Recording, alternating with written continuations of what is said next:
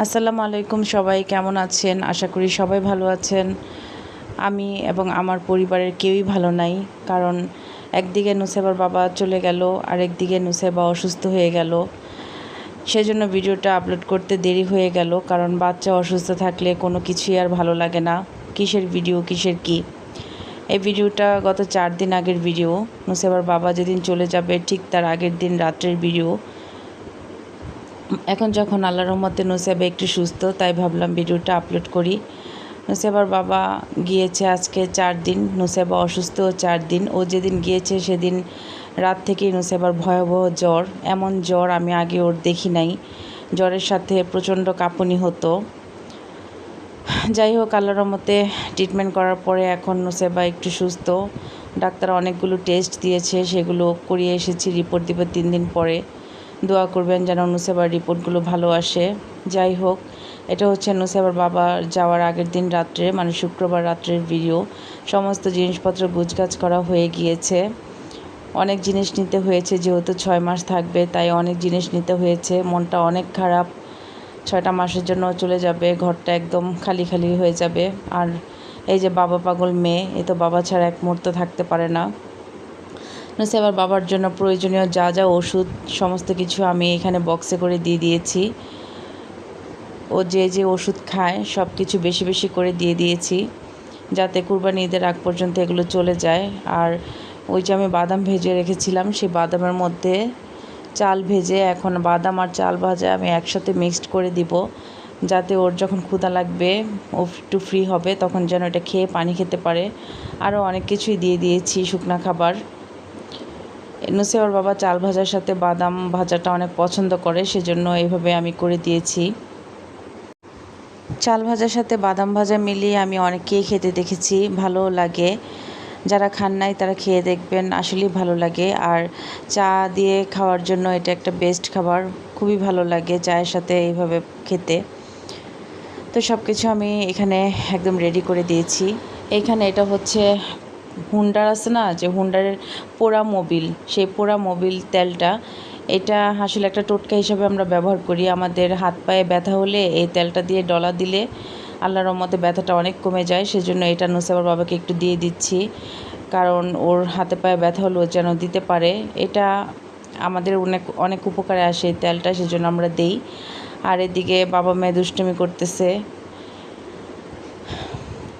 নুসেবার জন্য চিন্তা করি, ওর বাবা চলে গেলে 6 মাসের জন্য মেয়েটা কী করবে, অনেক কষ্ট পাবে। ও অনেক খুঁজবে বাবাকে, কিন্তু ওকে বোঝাতে হবে যে তোমার বাবা চলে আসবে।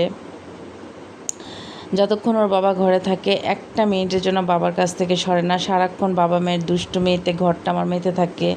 আলহামদুলিল্লাহ, নুসেবার বাবা চলে গেলে ঘরটা একদম শূন্য হয়ে যাবে। আবার যখন ছুটিতে আসবে তখন আমার ঘরটা আবার ভরবে। সবাই ওর জন্য দোয়া করবেন। নুসেবার বাবা যে উদ্দেশ্য নিয়ে যাচ্ছে, সেই উদ্দেশ্যে যেন আল্লাহ ওকে সফল করে, ওকে যেন আল্লাহ সুস্থ সহি সালামতে রাখে, কাজটা সম্পন্ন করে যেন ভালোভাবে চলে আসতে পারে।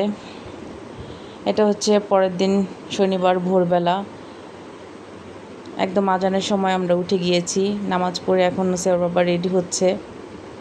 গাড়ি কল দিয়েছে, গাড়ি আসতেছে। ভোরের আলো মাত্র আর আমাকে যা যা বোঝানোর দরকার সব কিছু বুঝিয়ে দিয়ে যাবে। হ্যালো,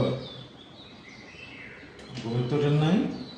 পারবেন যে পিছনের গেটের সামনে যে গলিটা আমাদের বিল্ডিং এ, লিফটে নামায় এই দিক দিয়ে খালি নিয়ে গেল, ভ্যান গাড়ি লাগবে না। মানে মালামাল হয়েছে কি, এই লাগেজটাকে ভ্যান গাড়িতে নিতে পারবেন, কিন্তু এই আপনি এক মাথায় করেও নিতে পারবেন। এখন ভ্যান গাড়ি আনলে শুনেন, ভ্যান গাড়ি আনলে যদি আপনার সুবিধা হয় আপনি নিয়ে আসেন, তাহলে একসাথে লিফটে নামায়, হ্যাঁ এটাও সুবিধা হয়। হ্যাঁ এটাই করেন, অসুবিধা নাই। গাড়ি এখনো আসে নাই, আপনি নামাজ পড়ে আসেন। আচ্ছা আচ্ছা।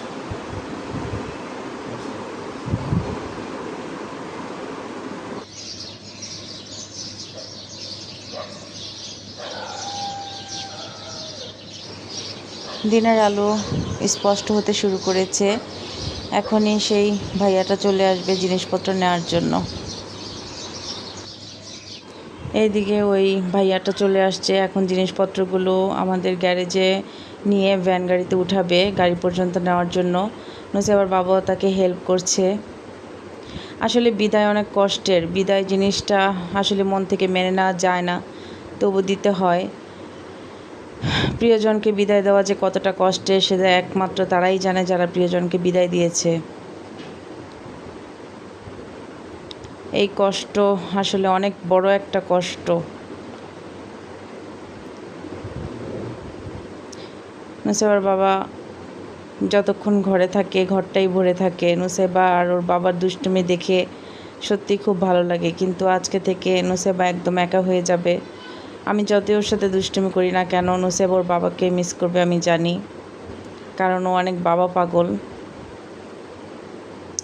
কী আর করা, এখন চাকরি করলে তো কাজের জন্য বাইরে যেতেই হবে, এটাই স্বাভাবিক। সেজন্য মনটাকে বুঝিয়েছি, নুসেবাকেও বুঝাতে হবে। যাই হোক, গাড়িও চলে আসছে। নুসেবার বাবা এখন জুতা পরছে, ও এখনই 5 মিনিটের মধ্যে বের হয়ে যাবে।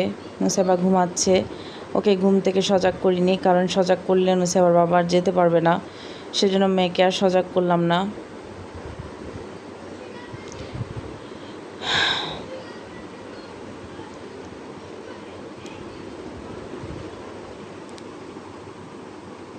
ও যে নুসেবাকে একটু আদর করে আসবে তাই রুমে যাচ্ছে, মেয়েকে ডাক দিল না, জাস্ট গিয়ে আদর করে সূরা পরে ফু দিয়ে চলে আসলো। এই তো বের হচ্ছে।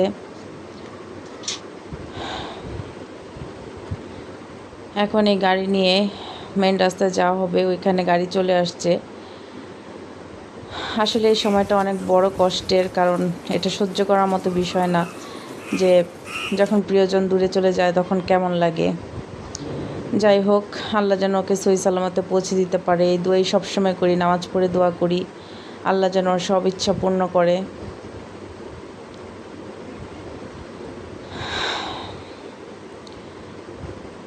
সমস্ত জিনিসপত্র এখন গাড়িতে তোলা হচ্ছে। তো যাই হোক, আজকে এ পর্যন্তই, আর ভালো লাগছে না। সবাই ওর জন্য দোয়া করবেন, ও যেন সহি সালামতে পৌঁছতে পারে, ও যেন ভালোভাবে থাকে, আল্লাহ যেন ওকে সুস্থ রাখে, ওকে যেন আবার সুস্থভাবে আমাদের কাছে ফিরিয়ে নিয়ে আসে। তো আজকের ভিডিওটি এ পর্যন্তই। আল্লাহ হাফেজ।